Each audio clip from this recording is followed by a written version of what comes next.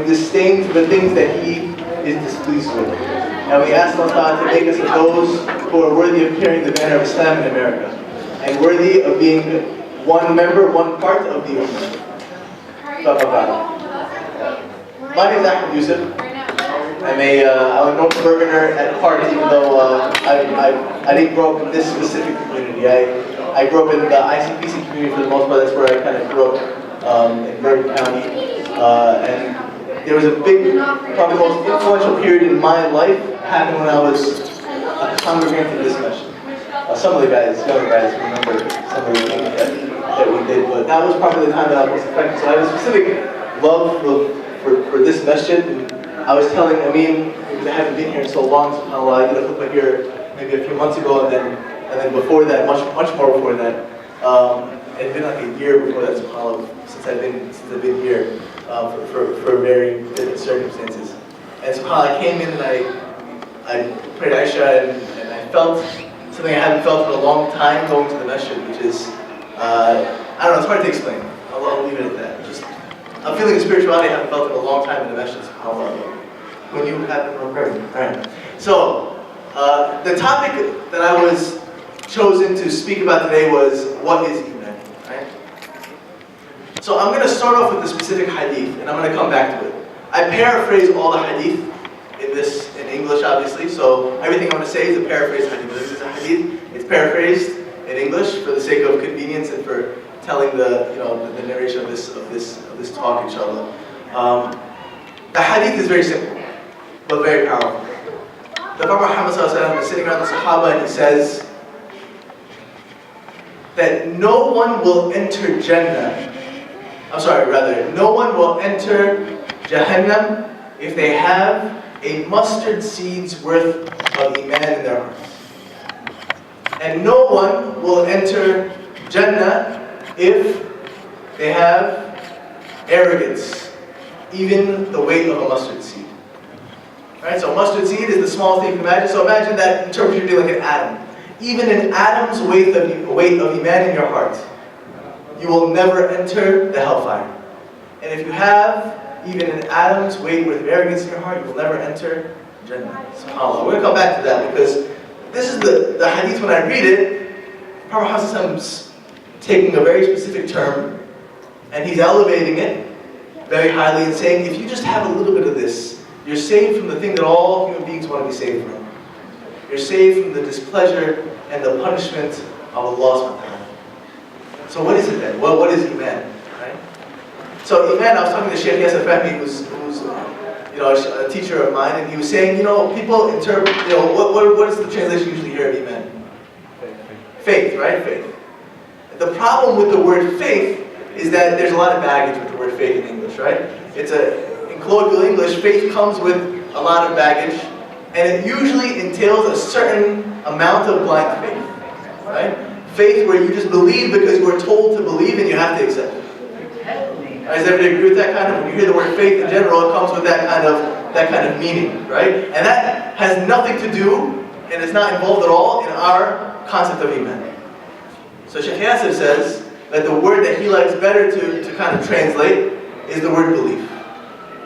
So Iman is belief. Right? But what does belief mean in the Islamic understanding? When I think about the word Iman, I think about Abu Bakr Siddiq and a very specific story.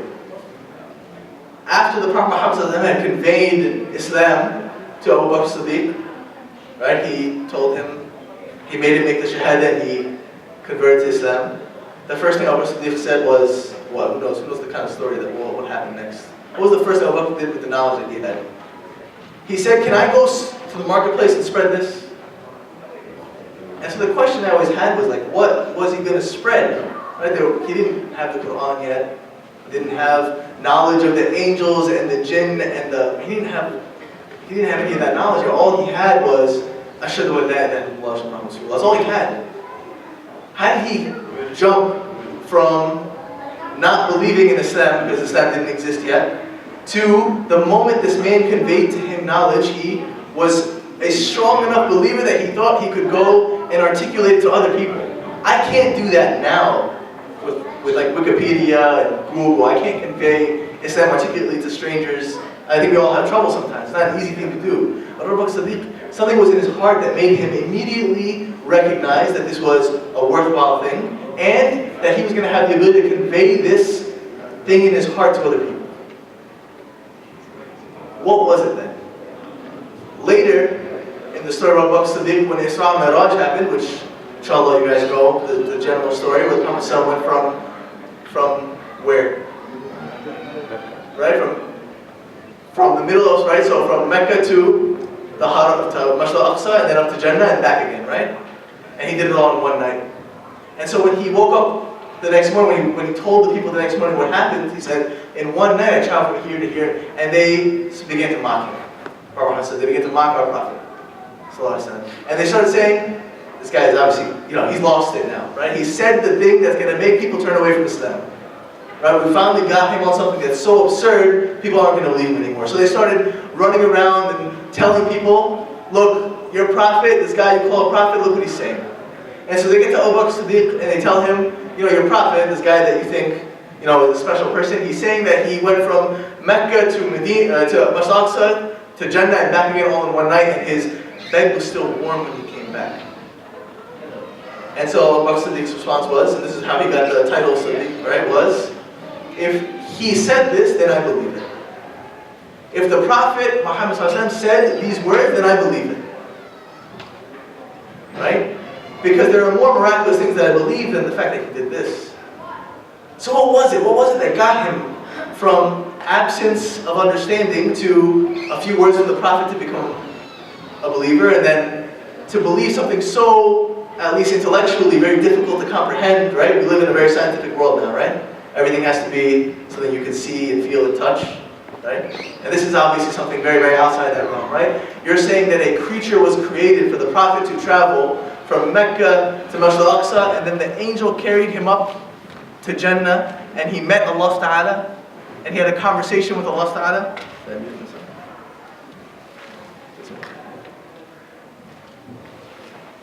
And then he came back again. And what I think about is this. Because Islam doesn't have blind faith, it wasn't that Abu Bakr Siddiq blindly believed the Prophet Muhammad. It was that he deduced based upon very reasonable things that this was the truth. Well, how did he do it with the Prophet Muhammad? Well, he knew the Prophet very well before he was a prophet, right? He knew him in his life, and he knew what about him? What was he called, the Prophet? Right, he was the truthful one, right? The one thing that people characterized Prophet Muhammad was, before Islam, was that he was truthful. And so if I know that this guy is always truthful, and all of a sudden one day he comes and conveys something to me, there's no reason for me not to believe it. And Abu Bakr Siddiq, because he was a very unique, intelligent individual, already obviously had doubts about the idolatry that was going on. So there were a lot of things kind of pushing him towards this thing. And then he deduced after that, so it wasn't blind faith. It wasn't, oh, today I believe, the concept of, a light bulb goes off. That's not what happened with Abu Siddiq. This wasn't a light bulb going off. This was, I know this man is being truthful. And I know that the things that my ancestors have done don't really make sense. I know that the things that my people do doesn't really make sense to me. And I'm waiting for an answer that is more reasonable. And, right, there was obviously a lot of different things happening at the time, right? The Christians and the Jews, through their own prophecies, believed that somebody was coming. There were all these things culminating. It wasn't a magical light bulb going off and then all of a sudden, I'm a believer. No, it was, he thought about it. I'm waiting for something. This man is truthful. He's always been righteous. He's never lied to me before. And he conveys something with me with such passion, I believe it. I don't blindly have faith. I believe it based upon the things that are in front of me. We have all of those reasons in front of us not to blindly have faith either. We have all the reasons to have Iman in our hearts. I was thinking on the way here about all of the miracles that the Sahaba witnessed. The most influential in most of their lives was the Quran itself, right, which carried a perfection in language that they had never seen before. And that was enough for them to deduce, no man could have done this. An illiterate person couldn't possibly have written this thing. And that was enough for me to believe. It wasn't blind faith. It was something better. What do we have though, right? I mean, to be real with you guys, Arabic is not my first language. It's not my second language. It's a very difficult language for me to understand, right? And we all struggle with it if we've lived in America and have been born here, even if our parents speak it. And the language of the Quran is an elevated, type of language, obviously, even more than the colloquial Arabic that we speak. And so even people who have spoken Arabic their whole lives don't really sometimes get the Quran, right? And so maybe, unless you really study it deeply, you may not appreciate the things the Sahaba were able to appreciate because they were obviously masters of the language and poets. So what do we have then? What do we have then to move us away from blind faith into belief? We have miracles every day that we consistently deny, right? I'm speaking about myself first. Allah Ta'ala tells us that He knows everything in number, right? In the Quran. He knows everything in number. And I was listening to a khutbah today about what that could possibly mean, right? And the khatib was saying, Allah Ta'ala says that He knows every leaf that falls off every tree, right? And there are leaves that fall off every tree that no human being will ever see, right?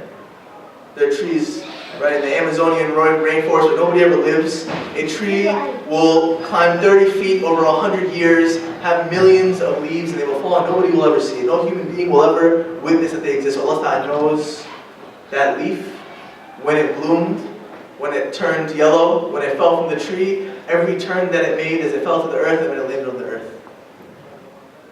We see the sunrise every single day and understand that without the specific forces between the sun and the earth and the moon, that if everything wasn't, the gravitational force was just a little bit more, a little bit less, we'd be frozen or burned by the sun.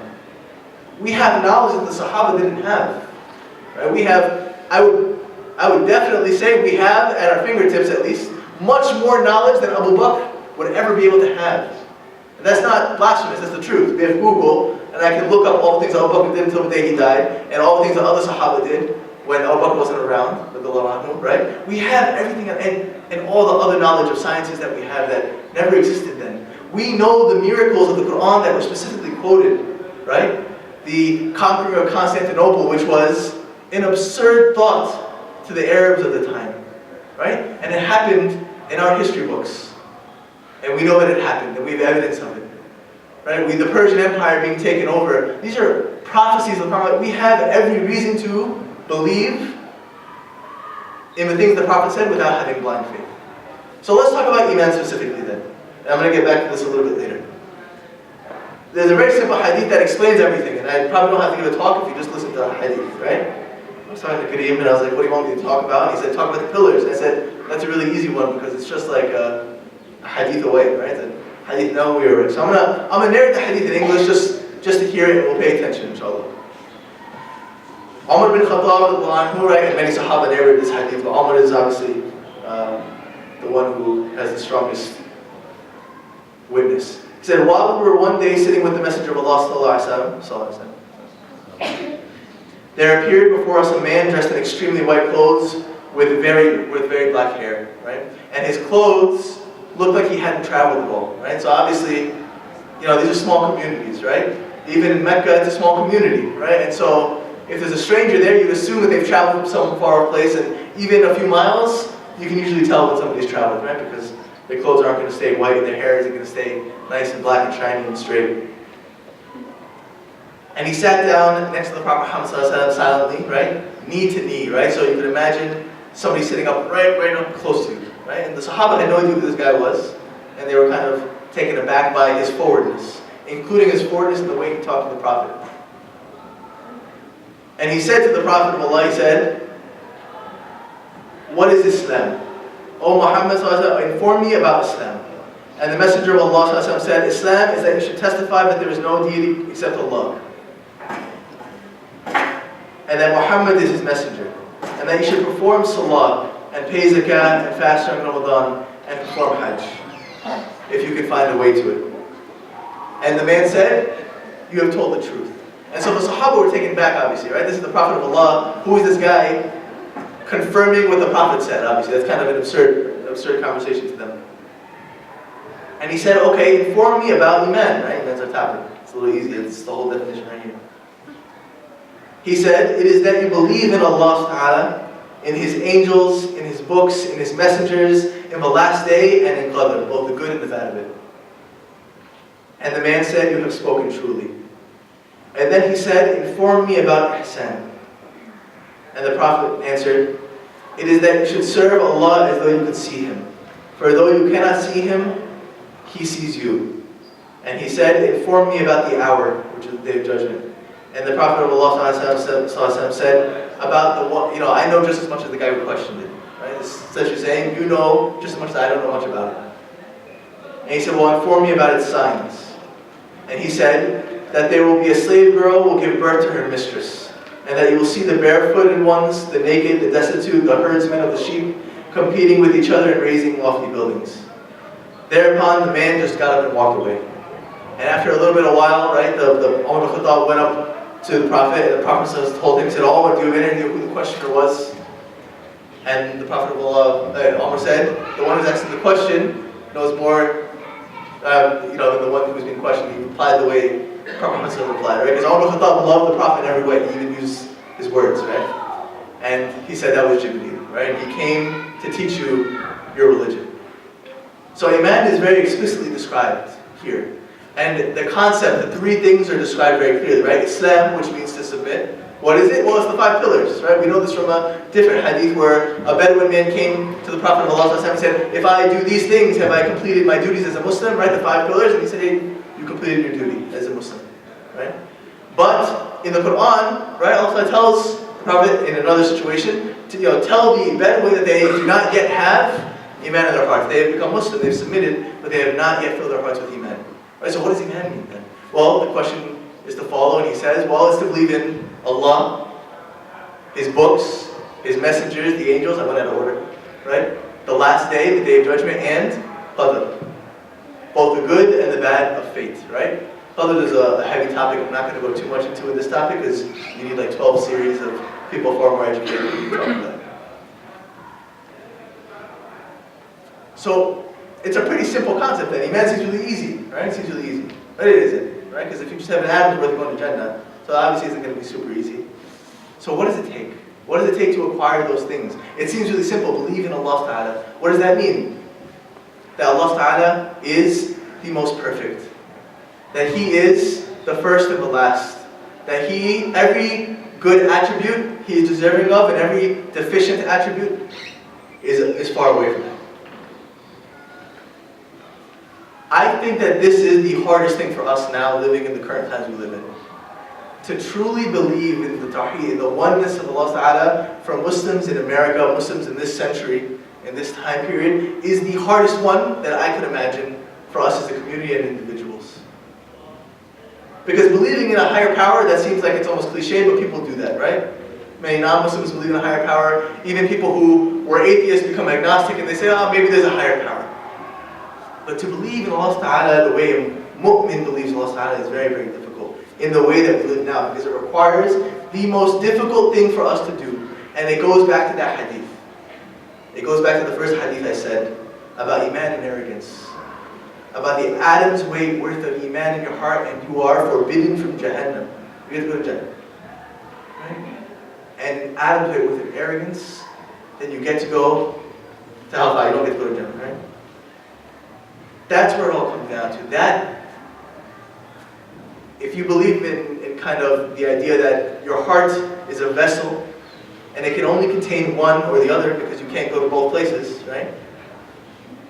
Arrogance is the exact antithesis, is the exact opposite of Iman. And the thing that makes the people the most kind of resistant to believing in Allah Ta'ala and having Iman is their own arrogance. And the hardest thing about this, brothers and sisters, and I speak of myself first, is that most people don't recognize how arrogant they are. I'm not talking about driving a Mercedes with your windows down and 26-inch rims and the music blasting and your Armani sunglasses on and your Rolex watch, right? I'm not talking about those things. I'm not talking about that type of arrogance. That's pretty obvious, right? I would say it's obvious, right? That when you walk around with your chest puffed high and you look down upon people, that's really obvious arrogance, right? Everybody would say that guy's probably a jerk, right? He's probably an arrogant guy, and stay away from that guy. The guy who looks down upon people and says things overtly humiliating or condescending or patronizing. Those are very obvious forms of arrogance that everybody in every society recognizes as negative, right? There's no society that says, oh, that's what I want to be. Nobody on their deathbed looks back and says, I wish I kind of thought more of myself when I was alive. Nobody does that, right? I've dealt with many, many people on their deathbeds, right? And I promise you that the thing that they're thinking about is not, oh, I wish I had more things in the world. I wish I had more people respect. Nobody cares about that on their deathbed. They did a study in an ICU in New York City, and a nurse who conducted the study talked about what people said when they died. This is just a side note, that was a complete separate thing, but I think it's an interesting point. And this is for all of us, because we're all going to be there, by the way. Maybe not in an ICU. Somewhere we're going to have our last few moments, and we're going to have to regret the things that we didn't do and think about the things we wish we could have done. And universally, the most common thing people said they wish I'd done was what? Who knows? In the New York ICU, who knows? Guess. They wish they hadn't done. Or they wish they had done, whichever way you want to word it. They wish they hadn't worked so much. Right? Not because they're lazy people and they wanted to be lazy, right? Not because they wanted to hang out on the couch, but because they didn't want their lives to be full of just struggling to attain material wealth, to attain respect from people. They recognized on their deathbeds that was the biggest waste of their time. I'm not saying not to work, I'm not saying not to work hard, but recognize this can't be your life. The attainment of material cannot be who you are when you die as a Muslim. It can't be. It's not who we are as Muslims. You are not defined by your career. Right? We have been brainwashed into believing that you are what you do. Right? The number one question people ask you when they meet you for the first time, and I think I did to a brother here, I did to him, I said, what do you do? Right? And I made a mistake. Right? But I meant, small talk, right? But what do you do? As if that's who you are. And is that who you are? I don't think that's who you are at all, right? That's not who I am. It's just what we do for a specific purpose. And so on your deathbed, those people on their deathbed, the nurse said, universally, this was the thing that was mentioned most. I wish I hadn't worked so much. You guys have a chance, and I have a chance now, right? To decide, before we have to regretfully say it on our deathbed, what to decide to do with our lives. Okay, back to the topic. So arrogance and Iman, two things that cannot live in the same vessel of your heart. They can't be there at the same time. So what's the arrogance that's the most terrifying? It's the same arrogance that started at the very beginning of our creation, and Allah told us the story in the Quran. When Shaitan heard the rumors that a human being was going to be created, Allah was creating a creation to send down as his vicegerent on earth, he was upset a little. Right? He wanted to know what's the deal, what's going on. He was curious. What is this thing that's going to be created? And so as man was being created in the steps that Allah described in the Quran, first Allah takes soil from all places of the earth and places them together. And then it's like a wet piece of mud. And then a time comes when it's like resounding clay. Right? Resounding clay. So that if you were to knock on it, it's like hollow. Right? You guys ever done like pottery? When you bake clay, you knock out, like there was a point in time where Adam a.s. looked like that. That's before the soul was breathed into him. And so what does Shaitan do? Shaitan heard that he was being created and he wanted to check it out. And so he goes to Adam and before he's Adam, right, when he's just a clay, hollow piece of clay, and he goes to him and knocks on him and he says, the first thing he says is, this creation is weak. This creation is weak. And if I were to have power over it, I would lead it to its destruction. And if it were to have power over me, I would disobey. And he walked away. The arrogance that Shaitan had wasn't that he was just better than humankind, right? Because people think they're better than everything, right? Everybody thinks they're better than everybody else. That's the obvious type of arrogance. The subtle arrogance, the arrogance that we have to stay away from to protect our hearts from the arrogance that pushes Iman out, is the arrogance to believe that what your logic is better than that of Allah's logic.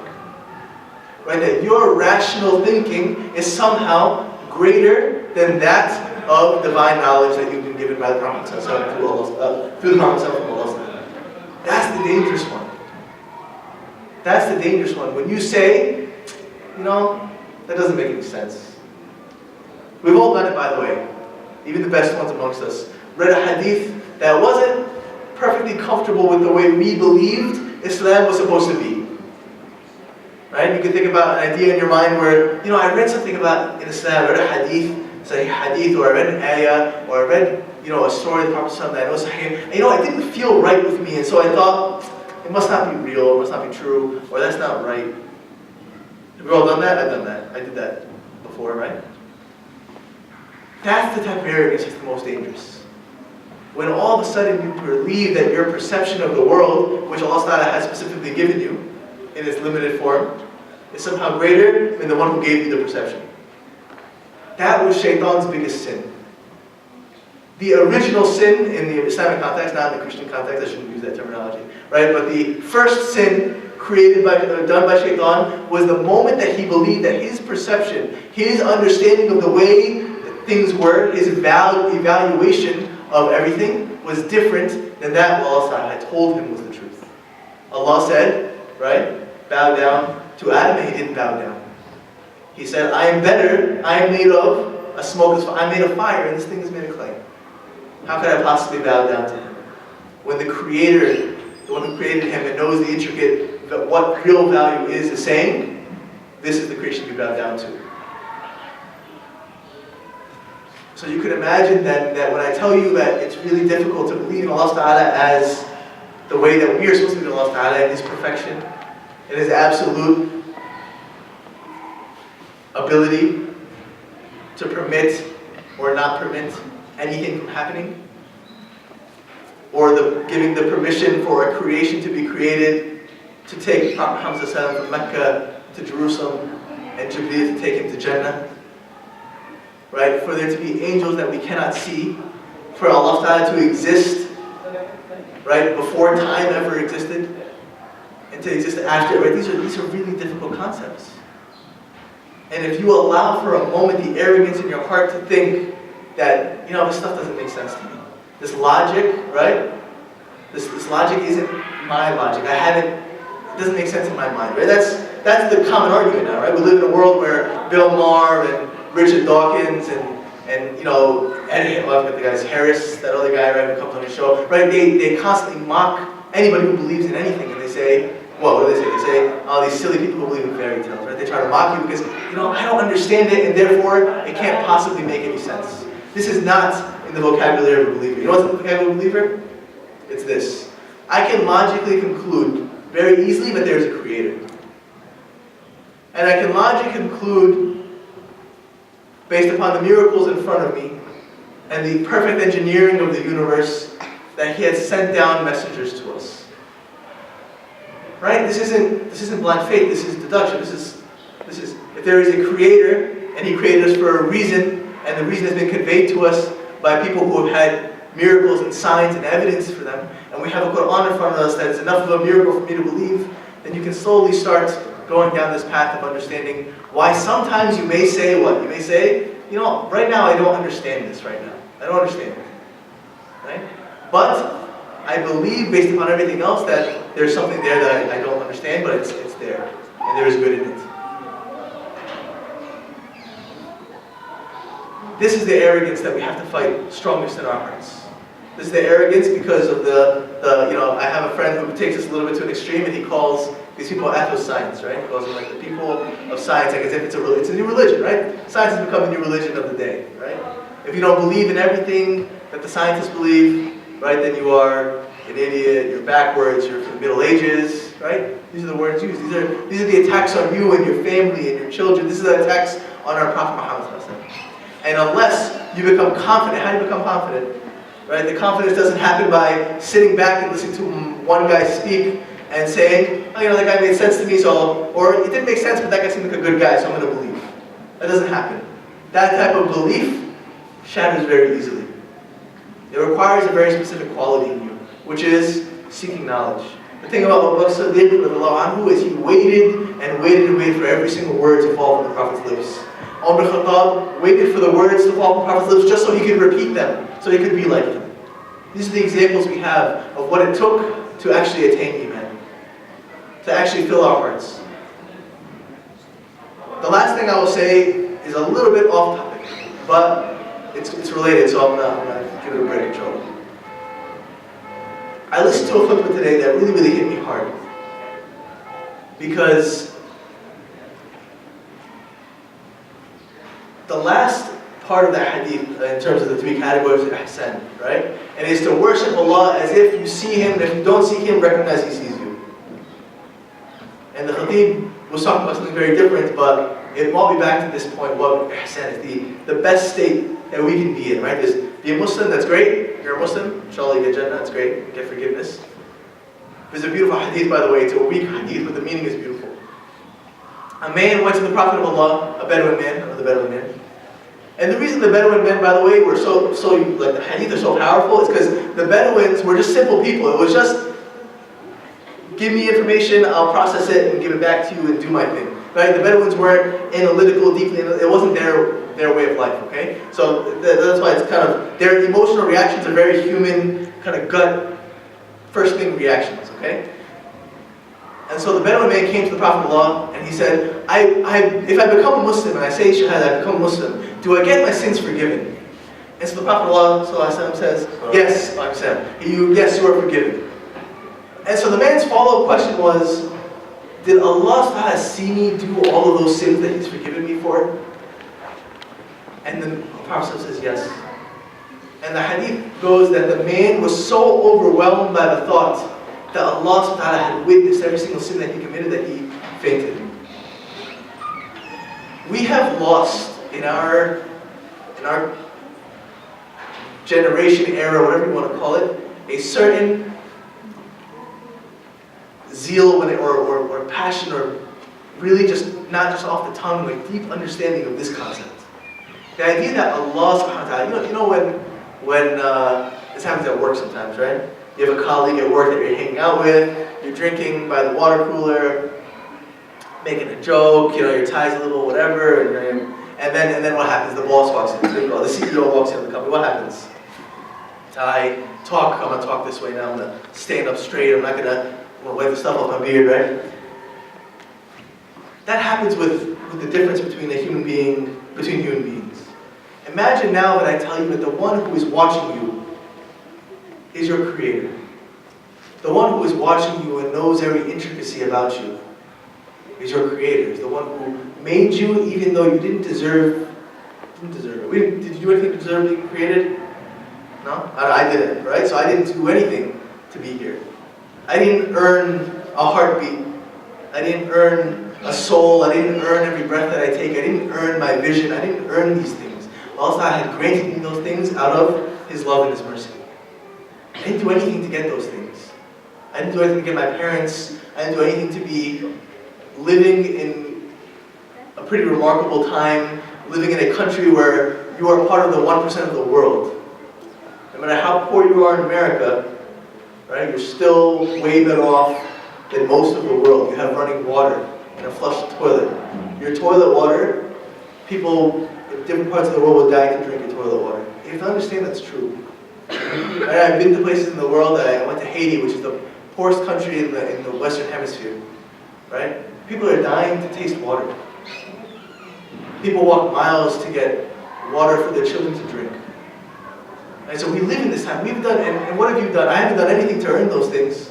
I haven't done anything deserving of any type of show of gratitude to Allah Ta'ala yet in my life. And inshallah, Allah Ta'ala makes us worthy of showing that gratitude to Him. But this is the being that's watching you. He's watching you wake up in the morning. He's watching you browse your Internet Explorer, nobody's Internet Explorer, Google Chrome, right? He's watching you browse and what you browse. He's watching what you allow to come off your tongue about your brother or your sister. He's watching you cut off the person in the traffic. Right? You think these are small things, but Allah Ta'ala is very intricately watching you. Umar bin Khattab, when he went to the bathroom, would wrap himself in a blanket because he remembered, and you think about the fact that Allah Ta'ala was watching him defecate. And he was so embarrassed by the thought of that he would wrap a blanket around himself to go to the bathroom. Can you imagine then that this is what it takes to get Iman? To constantly, to wear the, right? When Adam alayhi salam, this is the part of the khutbah that hit me the hardest, and I'll conclude on this point, inshallah. Brother Ahmed, who's the guy in the khutbah, he said, you know, when Adam was in Jannah, he was in a garden, and he had everything he ever wanted, and all he wanted was to be like the angels, right? He wanted to live, he was told by Shaitan, him and Eve were told by Shaitan what? That if you eat from the tree, you will live forever and be like the angels. You will obey Allah perfectly. Sounds great, right? He didn't say, by the way, he didn't say, yo, go eat from the tree and disobey Allah, right? That would have been too easy. Adam would have been like, crazy, I love Allah, but I'm not going to do that, right? It doesn't make any sense.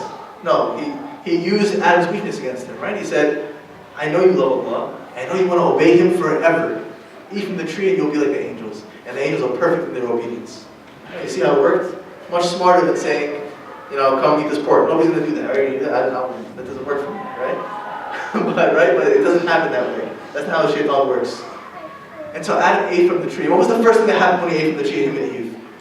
They became aware of their nakedness.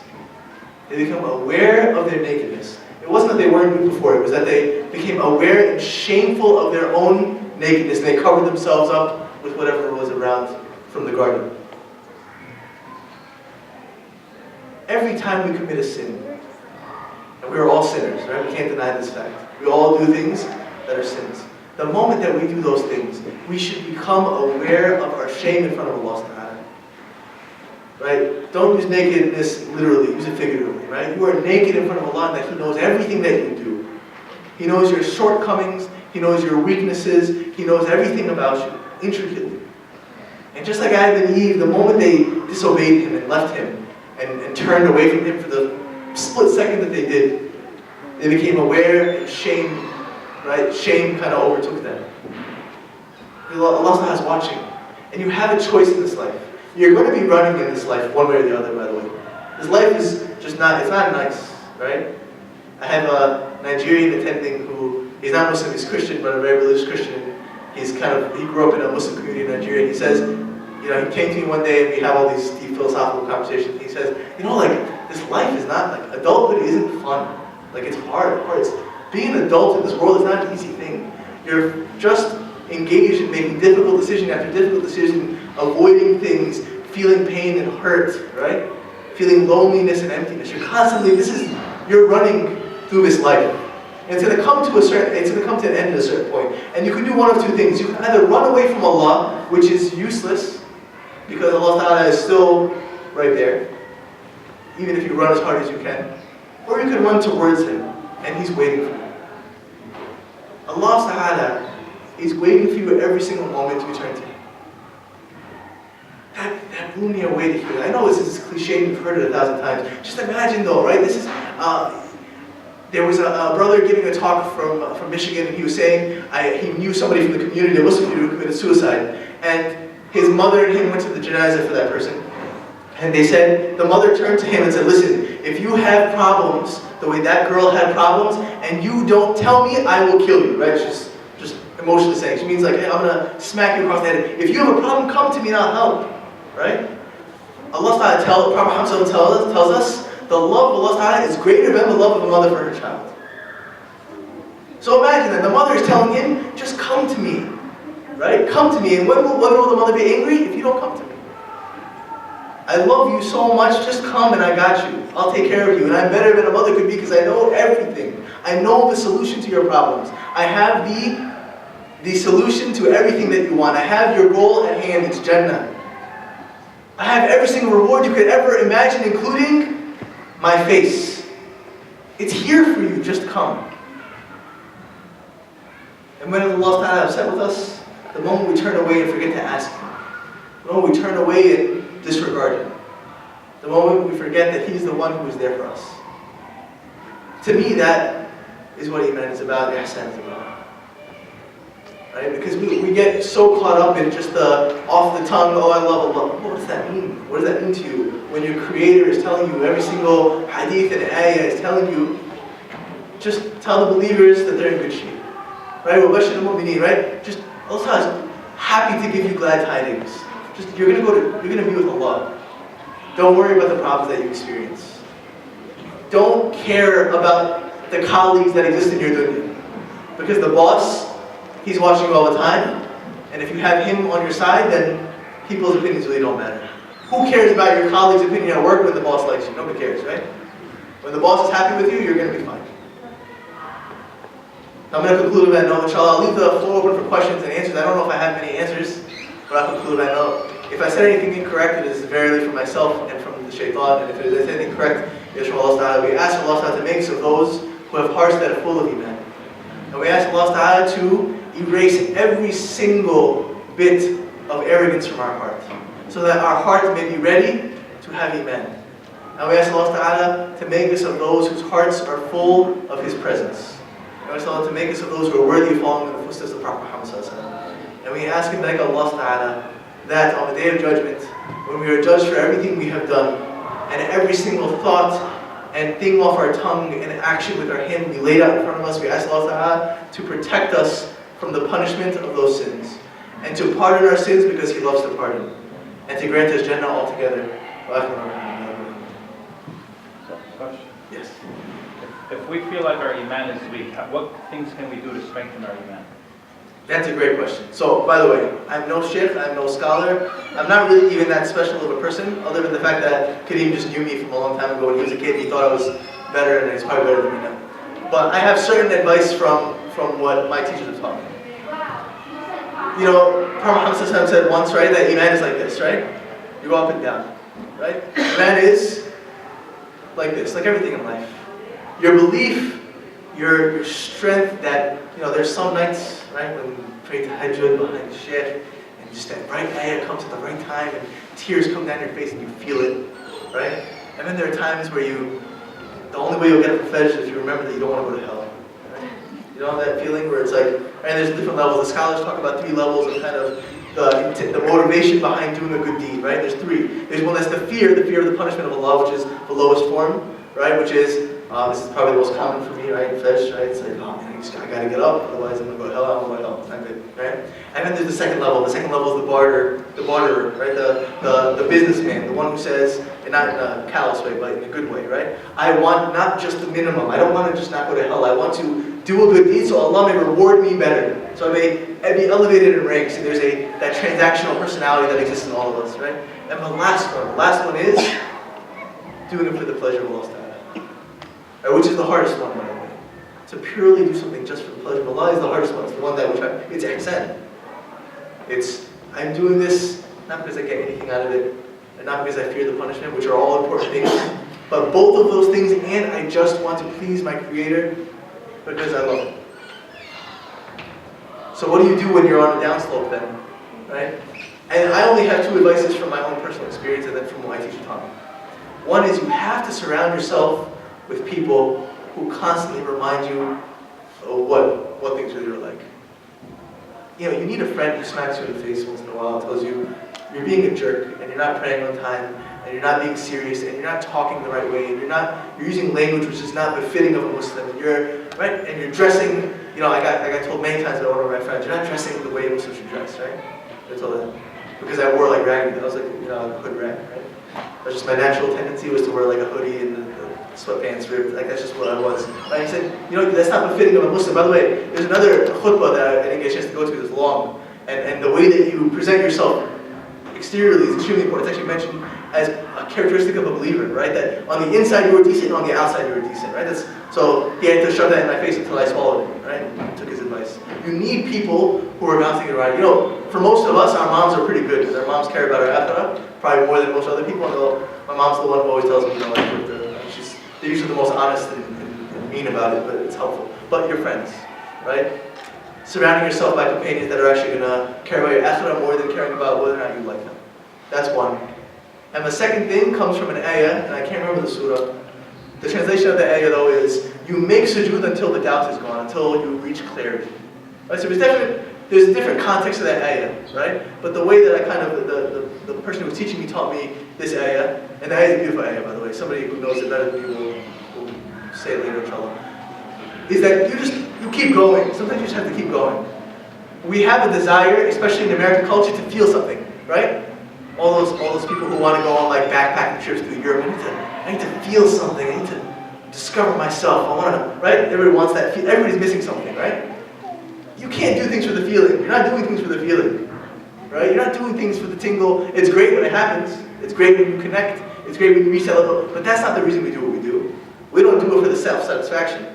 We do it because we recognize logically, right? Remember that we love our Creator. And that love does not happen just on the tongue, it happens by action, right? If your wife, you're married, right? Right? If you say you love your wife and you sit around and let him do anything, right? She's gonna be like, this guy doesn't love me, just saying stuff so I shut up, right? But no, what do you have to do? You have to get her roses, you have to know what she likes and get that, right? You have to show love, right? That's right. So for Allah, you love Allah, what are you doing for Him? What have you done to prove your love? It's just that simple. Right? So sometimes I need that logic personally. What have I done today to be deserving of the things I have? What have I done today to be deserving of Allah's love?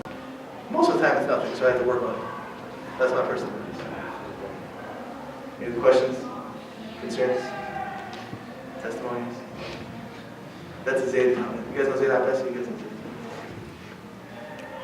Maybe any reflections? Because I'm just reflecting, by the way. I'm telling you, this is stuff I just read and regurgitated from a different scholar and shit, right? So I didn't do anything special here. So if you guys have any reflections of your own, it's equally as valuable as what I had to offer. Obviously, when you're trying to get closer to Allah subhanahu wa ta'ala, the best way is through the fara'id. How can we perfect the fara'id? What's the best way of perfecting our fara'id? It's a great question. I don't know exactly the good answer for that off the top of my head. Anybody have a good answer for that one? How do you perfect your fara'id? Anybody? We'll leave that open to discussion. I'll ask the Shaykh and get back to you. Because I'm sure they have an answer for that way better than I can give you. Just give me your 2 cents. What is it? Just give me your 2 cents. My 2 cents? You know, my 2 cents is to, when you are really, you know, there's a beautiful article going around on Facebook, right, that I saw shared 1,000 times about, you know, are you the Muslim who doesn't pray? You guys have seen the article? It's going around, it's floating around. I found it particularly beautiful, right, because it goes back to some of the things we talked about, like the level of time. But the thing that I recognize is, because of the nature of our lives, the nature of that wavering Iman and the up and down kind of nature, right, sometimes you can't overburden yourself. You have to recognize your weaknesses and your strengths. And there are certain things that you can never give up. The fara'id being that. Right? We know we do this already in our lives. We all do it, right? We all have things that we cannot live without. Right? I have a friend who says he cannot live without Starbucks coffee. He can't, in the morning, he doesn't Starbucks coffee, his life is ruined, right? It's a terrible existence for him, right? It's just, what is it? Sports Israel. That's Sports Israel. The CEO's, oh no, it's not worth debating. But, right, but you know what I mean, right? So the idea is like, there's always things that we consider, no, this is something, I will never live without this thing. Right? When you return to the basics and recognize your relationship with Allah Ta'ala, the fact that the pillars of Iman include the Day of Judgment, the fact that you're going to face your Lord, face Him with every single thing that you have in front of you, and have to deal with the consequences of your absences from the fara'id, right? Then they become things that you cannot live without. You know, I can miss so-and-so activity, but I cannot miss my action with, right? And I say with, and the 2 rakahs in Fajr because they have a special elevation. Not a fard, but they're super, super duper sunnah, right? So those are things that I unacceptable, right? And remember this, right? The criteria for being a Muslim, right? We don't have a man anymore, is to fulfill your 5 pillars. You don't have a choice. To categorize yourself as a Muslim, this is, if you define yourself as a Muslim every day when you wake up and look in the mirror, well, you better back it up with at least the basics. When the Bedouin came and said those 5 things, that's what you have to do and you're good. But you have to do the 5 things. So the reminder of those things is probably the thing that. And honestly, you want to know the truth? The best reminder from Umar Khattab, who obviously I mentioned 20,000 times this, I love him, right? Because you have to love him, right? Is, well, you know he wore his ring? Who knows what he wore on his ring? Right? He said, death is enough of a reminder. That was engraved on his ring. Death is enough of a reminder. In fact, he gave a khutbah once when he was Amir al-Mu'mineen, and his only khutbah was, death is enough, right? A person died right before the janazah, and he said, that's enough of a reminder. Conclusion. Sister. How to build your khushu into love. That's a really, really, really, really, really deep topic. I'll give you advice that we don't do enough as a community here. Spirituality is no joke. Spirituality is no joke in Islam. In the Islamic tradition, our rich, beautiful Islamic tradition that goes back 1400 years with books so big that you couldn't possibly imagine, these things are addressed very, very much in detail. And to experience those things, to attain spirituality in the way that we would like to as our predecessors had, right? Righteous predecessors had, right? In our tradition, you have to learn it. You have to learn how to do these things. You have to rewire your brain and rewire your heart. I give you advice, there's a bunch of different programs going on. You cannot possibly, in my opinion, and my opinion is just a regurgitation of Sheikh Yousaf Ahmed's opinion, who I'm studying under currently in a very kind of informal capacity, is you cannot possibly, right, be a forerunner in Islam unless you would have a basic understanding of Islamic sciences. Really basic, nothing crazy. You need to take classes. You need to learn from somebody who knows what they're talking about. You need to know somebody who knows what they're talking about and knows how to teach it. It's not possible through a couple of words of spiritual high, right? We go to conferences, spiritual high for like 2 weeks and then we're gone, right? A beautiful khutbah by a great, fantastic speaker and it's gone, right? A talk from some guy not from North Bergen who gives you a talk and, oh, I feel really good, and then it's gone, right? Those aren't the things that are valuable. You need to learn these things. They need to become part of who you are. Khushu' and salah doesn't happen by a tingly spiritual talk. That's not, you're going to get a high, but you're not going to get the thing that you need to keep you persistent in your deen. Right? These are things you have to learn. Safina is a great institute. Safina is an institute out of NBIC in I don't know what town it is, Livingston, I think? Brunswick, there it is. There's always a NBIC or somewhere around secretly, right? So, but Safina, it's a beautiful, beautiful program that they're doing. A ton of it revolves around spirituality because they recognize very deeply that this is the thing that's missing from our community. And I really feel that way too. I feel it for myself. We're really, really good at regurgitating the facts. We're good at like, this is the law, this is what we have to do, but we have no idea how to connect. We don't. We've lost that ability in our community. One thing that works for me with khushu' is, and I asked a couple of people about that, because I'd be like sometimes praying and thinking about the next thing I'm going to do. So he advised me to, first of all, make wudu and like prepare my intention before I started praying. And then when I prayed, it helps that I know Arabic, but I read every ayah in my head and I contemplated on its meaning. So I say, Ihdina as-sirat al-mustaqim. I'm actually like asking Allah to Ihdina as-sirat al-mustaqim. But a lot of times they're like to get it over with. But if you're actually like reading it and like just thinking about what you're saying, that helps a lot with your khushu'. And one thing that you can do, I think what works for me, like even like if you get up at night, get water or bath and whatever, make wudu and pray like 2 rak'ahs in like solitude by yourself, nobody sees you, and make sujood. And like your sujood, ask anything you want. You want a new car, you want to get taller, whatever. Just like stay on the floor for a very long time and just talk to Allah. Like pretend He's there and just like talk to Him, and it'll help you build up your khushu', like your relationship with Allah. That pretty much is like your relationship with Allah. You're not doing it just because it's an act you have to get it over with. Doing it because you're asking Allah, and Allah has a lot of stuff, man. Don't be scared. Ask for a bunch of stuff. A new house, a Lamborghini, whatever you want. Yeah, that's a beautiful point, by the way. Something that we don't do enough of, right, is have a conversation with Allah.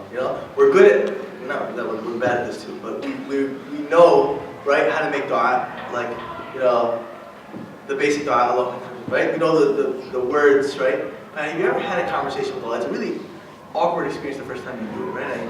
I was challenged to do this, and I've tried to do this more consistently, and I swear it's a life changer, right? Because who did the Prophet complain to when he really wanted to complain? It was Allah. He complained to Allah, right? He actually said, I complained to you, O Allah, right? When he was underneath the tree of Ta'if, and you read the dua under Ta'if, when he was in the darkest moments of, right, his life after prophecy, it's dark, right?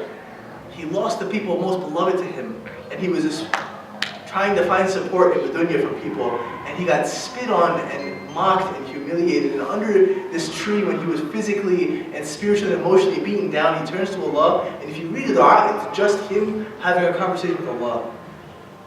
Allah, if you're pleased with me, then this is okay. I'm happy then, if you're pleased with me. But if you're not pleased, right? The hadith is, read that hadith, by the way. Just read it so you know, right? It's just a conversation. Have a conversation with Allah. Oh, I come to you, right? Because you know the hypocrisies in my heart. Right? We are awesome in the world of social media of putting on a front of who we are, right? We put a perfect picture, right? When most of the time we're sad, right? We have couples, perfect, beach pose, selfie, right? And they're miserable with each other. We have all these things. We put on a face for people to see, and then in our own selves, the only people who know the truth are ourselves and Allah. Right? Even our spouses, you can put on a face in front of your spouse. You did it.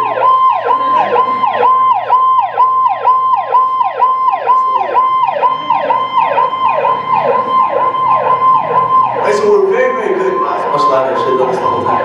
So we're very, very good at putting on a face. We're very good at. But when you have a real conversation with Allah, the way the brother was saying, hey, this is what I really need, and you know it, oh Allah. You know where my sins are. You know how guilty I feel about this. You know about how arrogant. You know how I have this fake image of myself that nobody knows is fake except for me. And we can all say that, by the way, because that's true about every single one of us. Right? There's very few people who have the unique ability to be who they are all the time. And most of the time, it's good they aren't. Right?